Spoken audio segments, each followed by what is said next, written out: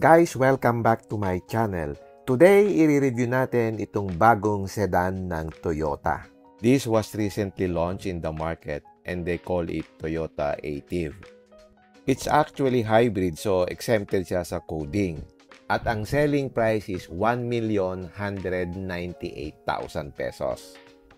It's actually a Vios na ginawang hybrid. So halika, samahan nyo ko at i-check natin. Available siya sa 4 variants. Merong 3 variants na non-hybrid at itong i-review natin is yung top of the line na hybrid. Sa unang tingin, ang mapapansin mo sa kanya is mas mahaba siya than the Vios. At yung front fascia is kamukha ng Camry. I think pagdating sa design statement, malaki ang improvement compared sa previous Vios. For me, mas naging elegant ang itsura niya, especially dito sa front fascia niya. Since meron siyang reminiscence ng Camry, mas naging upmarket ang itsura nitong Aitiv. I think ito yung kind of design that would appeal to a lot of people. Since straightforward lang siya at yung mga body lines niya is hindi awkward. At dito sa front fascia niya, meron siyang dalawang air vent. So compared sa previous Vios na merong fake vents, dito yung vents niya is really functioning. And I also like the design of the hood na clamshell. Very simple yung lines, straightforward, at ang linis niyang tingnan. Yung headlight niya is full LED with daytime running lamps and actually automatic din siya. That's a nice feature, especially kung dumadaan ka sa madilim na tunnel. So automatic siyang mag-o-on. And I would say mas maganda naman yung front fascia nito than the Vios. Okay. Let's now check the side profile. So I think yung design execution nitong Aitiv is actually surprisingly nice. Yung body lines niya is clear at alam mo yung intention. Malinis lang and it adds to that premium feel or upmarket feel compared dun sa previous Vios na may awkward na body lines especially sa gilid. One thing I noticed also is naka-black roof na siya. Which to me is a nice accent, especially sa white color. Yung side mirror niya is body colored, it's power folding, at meron siyang camera dun sa ilalim kasi meron siyang 360-degree camera system. At yung wheels nga pala niya is naka-disc brake sa harap at saka dun sa likod. You can see here na yung body lines niya is maganda and I think it would appeal to a lot of people, especially in person. At pagdating naman sa likod, maganda rin yung design niya actually. No frills and just straightforward. At ang medyo awkward lang dito is yung dalawang fins sa baba. Full LED na rin yung taillights niya at sequential na rin yung turn signal lights niya. At ito yung sinasabi ko na body lines niya na maganda yung execution. Free-flowing lang. Yung engine niya is in cooperation with Daihatsu. It's 4-cylinder inline 16-valve dual VVTi at hybrid siya. Yung engine niya is 1500cc and it delivers 91 PS at 5,500 RPM. Ang torque niya is 121 Nm. Yung motor generator maximum power output is 80 PS, while yung total system maximum output is 111 PS. Yung battery type niya is lithium-ion. Ang fuel tank capacity niya is mas maliit, 36 liters lang, as against doon sa non-hybrid na 40 liters. And since hybrid electric version siya, sinasabi ng Toyota na ang fuel efficiency niya is around 23 to 25 kilometers per liter. Yun naman talaga ang bentahe ng mga hybrids, yung fuel efficiency. Kasi dalawang power sources ang nagwo-work together seamlessly, yung electric motor at saka yung gasoline engine. Hindi siya plug-in ha, so bale automatic nagre-recharge yung battery through the engine regenerative braking. At yung mga ganitong hybrid, medyo short lang yung mga distance niya for pure EV. Kasi mas maliit yung kanyang battery capacity. Unlike yung mga plug-in hybrid, mas malaki yung capacity nun. Bali in this system, yung electric motor, tumutulong lang dun sa gasoline engine. Well, at least meron na ngayong hybrid dito sa subcompact sedan ng Toyota. Okay, check naman natin yung interior. Yung kasing Vios, yung door panel is plastic. Dito, meron ng combination ng plastic at saka soft touch material.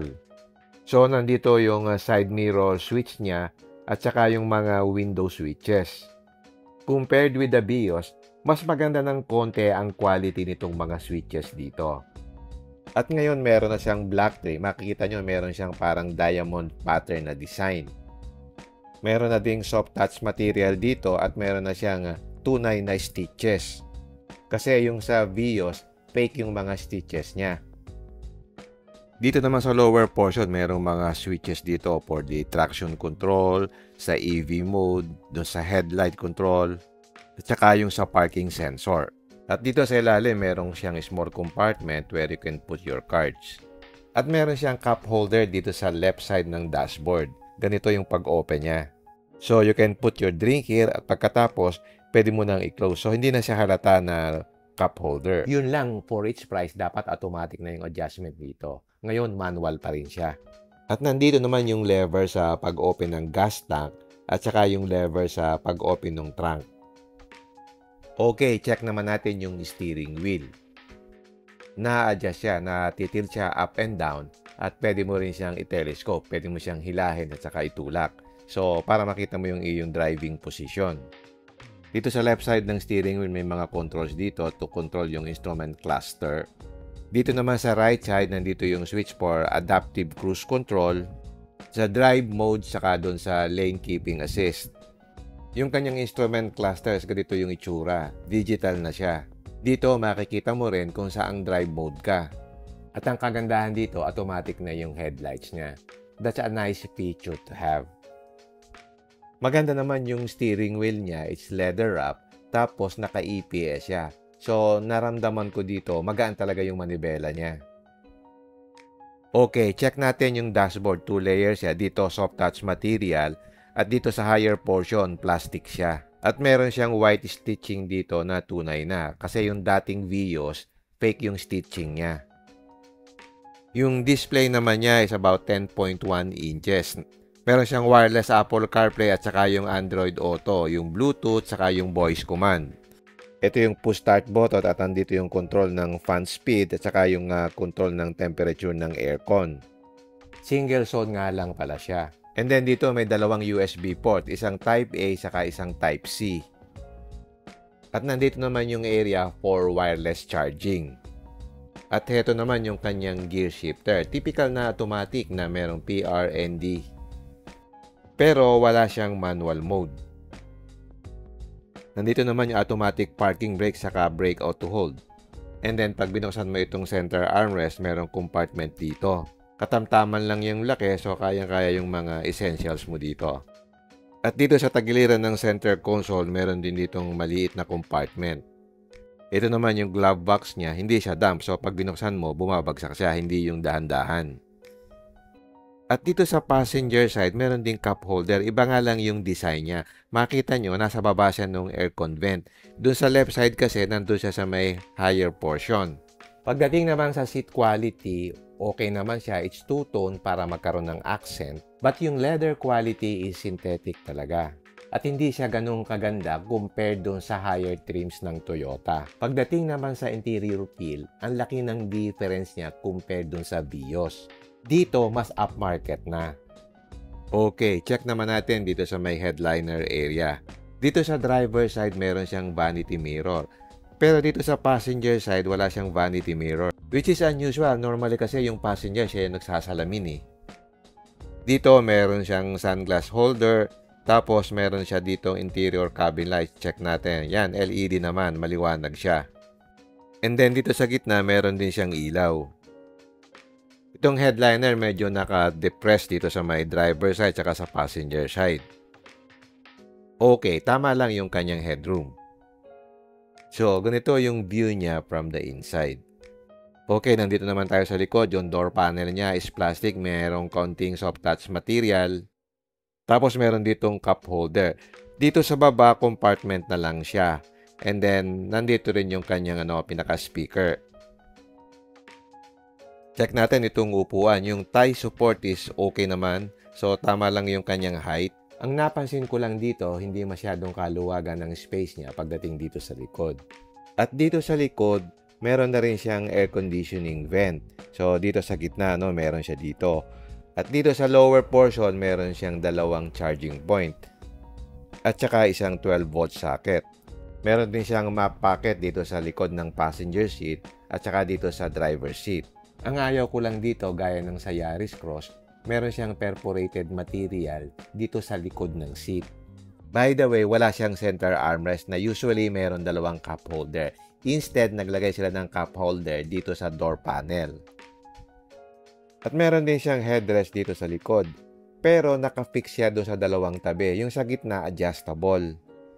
So, parang nag-cost cutting sila dito. Normally kasi, di ba, pag headrest na i-adjust, dito, i-finix nila.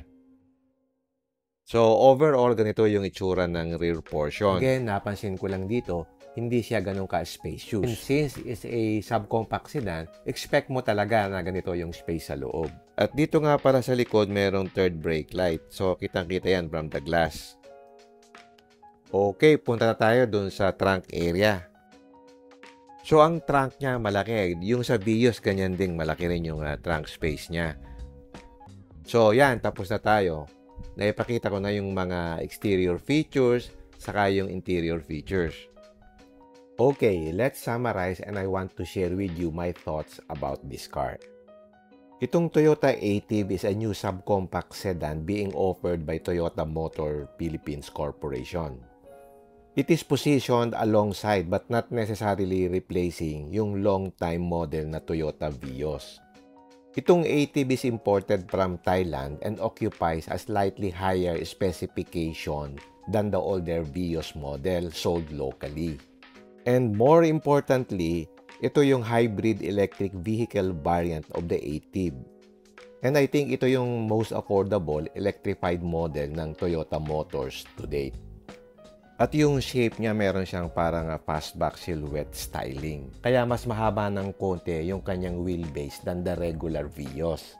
Ang kagandahan dito, meron na siya ng Toyota Safety Sense, which includes yung pre-collision system, lane tracing assist, lane departure alert, at saka yung adaptive cruise control. And before I forget, ano nga ba yung mga pros and cons ng sasakyan na ito? Ang number one pro talaga nito is yung hybrid system niya. So pagdating sa fuel efficiency, mas makakatipid ka talaga dito. At the same time, coding exempted siya since hybrid vehicle siya. Another pro nito is yung design execution niya. I think maraming nakakagusto dito na tao pagdating sa sedan. Wala naman siyang awkward na angle at malinis lang yung pagkakadesign sa kanya. Another pro nito is yung Toyota nameplate. Since it's a Toyota, we all know naman na it's known for reliability and at the same time yung long-term maintenance would not be an issue. And nandun yung sense of security kahit na hybrid vehicle siya na mas technical to maintain. And since it's technical to maintain, ang kagandahan dito sa Toyota is maganda yung service network niya. It's within reach lang at yung parts availability is a lot easier compared to other hybrid models sa ibang brand. Another pro nito is yung compact size niya as a hybrid vehicle. Maraming hybrid vehicles ngayon na crossover. So if you want a sedan na mas compact, na mas madaling i-drive, I think magandang option din ito. Another pro nito is meron na siyang Toyota Safety Sense.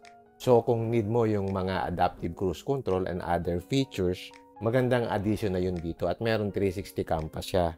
Okay, punta naman tayo sa mga cons niya. I think ang number one con niya is yung steep high price for its segment. For 1.2 million, marami ka nang mabibiling ibang models sa ibang brands. Sa ganitong price point, this can enter into the territory where you can compare it with higher class cars or features na mas rich. Another con nito is yung ground clearance niya. At 1.2 million, marami kang crossovers na mabibili. Kung medyo concern mo yung ground clearance, I think ito yung one thing na kailangan mong pag-isipan o i-consider. Another thing is yung interior materials may not be premium as you expected.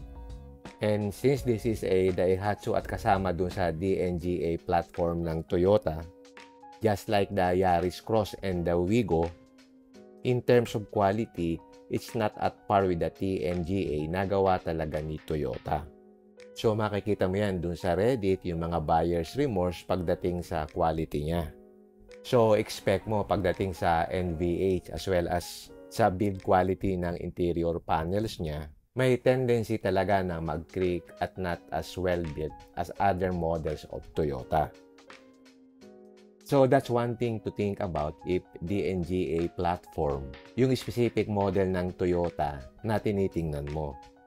Kung TNGA yan, medyo mas maganda yung quality.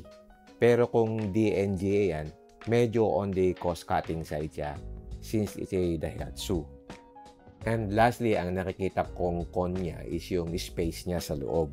So pag tinignan mo, medyo masikip yung likod niya as well as yung overall width ng vehicle since it's a compact sedan nga naman.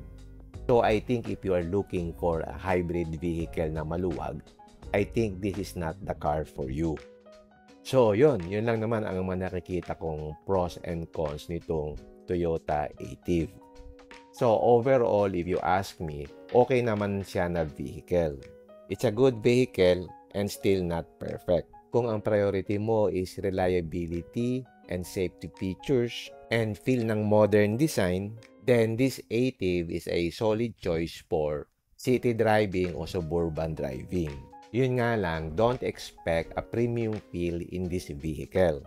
And knowing na low ground clearance siya compared to other vehicles na sa price point na 1.2 million na pwede mong mabili. So, yun yung mga other things na kailangan mong ma-consider kung pasok pa dun sa lifestyle mo. And another challenge dito sa Toyota Ative sa kanyang price point na 1.2 million is yung competitors niya na plug-in hybrids which will have longer range on pure EV. Aside from that, you have to consider yung sedan versus SUV trend. Kasi yung market now, especially sa mga young buyers, increasingly they favor yung mga crossovers or compact SUVs compared doon sa sedan. If I have to summarize, yung Toyota Ative is a solid choice for someone who wants modern, reasonably priced sedan from a trusted brand with a bonus of a hybrid variant. It particularly makes sense kung nagdadrive ka mostly dun sa urban areas and appreciate the technology, safety, and want something a bit more premium than the base model. So kung meron ka namang budget at importante sa iyo yung fuel economy, future-proofing, technology, so go for the HEV variant. However, kung medyo tight sa budget, pwede na rin yung 1.3E or yung 1.G petrol variants. Pero kung frequently nakaka-encounter ka ng rough roads o mas prefer mo yung higher driving height, then you may have to consider yung mga crossover alternatives na marami naman sa market. So it's really a matter of choice for you depending on your needs. So abangan natin kung magiging successful dito sa Philippine market itong Toyota Ative HEV. Kasi meron pa rin namang regular videos, hindi rin nila ipe-phase out yon. Now you have a choice. Okay, hanggang dito na lang. If you like this video, don't forget to like, share, and subscribe. Until next time, see you again in my next vlog. Bye!